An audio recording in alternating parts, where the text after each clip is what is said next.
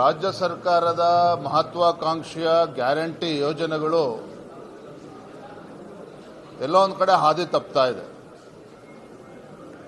ಸದನದಲ್ಲೂ ಕೂಡ ನಾನು ಹೇಳಿದ್ದೆ, ಅವತ್ತು ಗೃಹಲಕ್ಷ್ಮಿ ಅನ್ನುವುದು ಚುನಾವಣಾ ಲಕ್ಷ್ಮಿ ಆಗಿದೆ. ಒಂದು ಜವಾಬ್ದಾರಿತ ಸಚಿವೆ ಸದನಕ್ಕೆ ತಪ್ಪು ಮಾಹಿತಿಯನ್ನು ಕೊಡುವಂಥದ್ದು ಇದು ಖಂಡಿತ ಸರಿಯಲ್ಲ. ಹಾಗಾಗಿ ನಮ್ಮ ಎಲ್ಲ ವಿರೋಧ ಪಕ್ಷದ ಬಿಜೆಪಿ ಜೆಡಿಎಸ್ ಎರಡೂ ಪಕ್ಷಗಳು ಕೂಡ ಇದನ್ನು ನೆನ್ನೆ ಚರ್ಚೆ ಮಾಡಿರುವಂಥದ್ದು.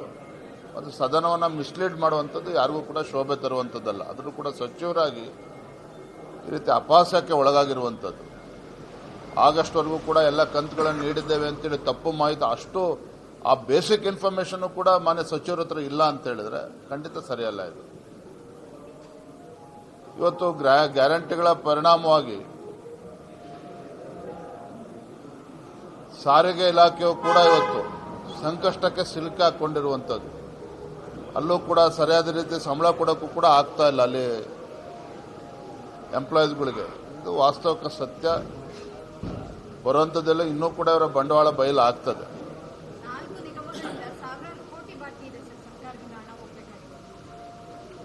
ಪಾಪ ನೀವು ಮುಖ್ಯಮಂತ್ರಿಗಳು ಅವರೇ ಗೊಂದಲದಲ್ಲಿದ್ದಾರೆ. ಎಷ್ಟು ಜನ ಮುಖ್ಯಮಂತ್ರಿಗಳಾಗಿರ್ತಾರೆ ಅನ್ನುವ ಪ್ರಶ್ನೆ ಅವ್ರಿಗೆ ಕಾಡ್ತಾ ಇರುವಂಥ ಸಂದರ್ಭದಲ್ಲಿ ಕಳೆದ 1 ವರ್ಷದಲ್ಲಿ ಆ ಸಮಸ್ಯೆಗೆ ಪರಿಹಾರ ಕಂಡುಕೊಳ್ಳೋಕ್ಕಾಗಿಲ್ಲ. ಇನ್ನು ಬರುವಂಥ ದಿನಗಳಲ್ಲಿ ಎಲ್ಲಿ ಕಂಡುಕೊಳ್ಳೋಕೆ ಸಾಧ್ಯ ಇದೆ ಅವ್ರಿಗೆ? ಒಳ ಜಗಳ, ಮತ್ತೊಂದು ಕಡೆ ಡಿನ್ನರ್ ಮೀಟಿಂಗ್ಗಳು ಎಲ್ಲವೂ ಕೂಡ ಬೆಳಗಾವಿ ಕೂಡ ಮುಂದುವರೆದಿರ್ತಕ್ಕಂಥದ್ದು. ಎಲ್ಲ ಒಂದು ಕಡೆ ರಾಜ್ಯ ಸರ್ಕಾರದ ಒಳ ಜಗಳದಿಂದಾಗಿ ಮುಖ್ಯಮಂತ್ರಿಗಳು, ಸಚಿವರು, ಶಾಸಕರ ಮಧ್ಯೆ ಏನು ಒಳ ಜಗಳ ಇದೆ, ಮುಖ್ಯಮಂತ್ರಿ ತಾನಾಗಬೇಕು ಅನ್ನೋ ಪೈಪೋಟೆ ನಡೀತಾ ಇದೆ. ಆಡಳಿತ ಅಂತೂ ಕೂಡ ಹಳಿ ತಪ್ಪಿರುವಂಥದ್ದು ಸತ್ಯ.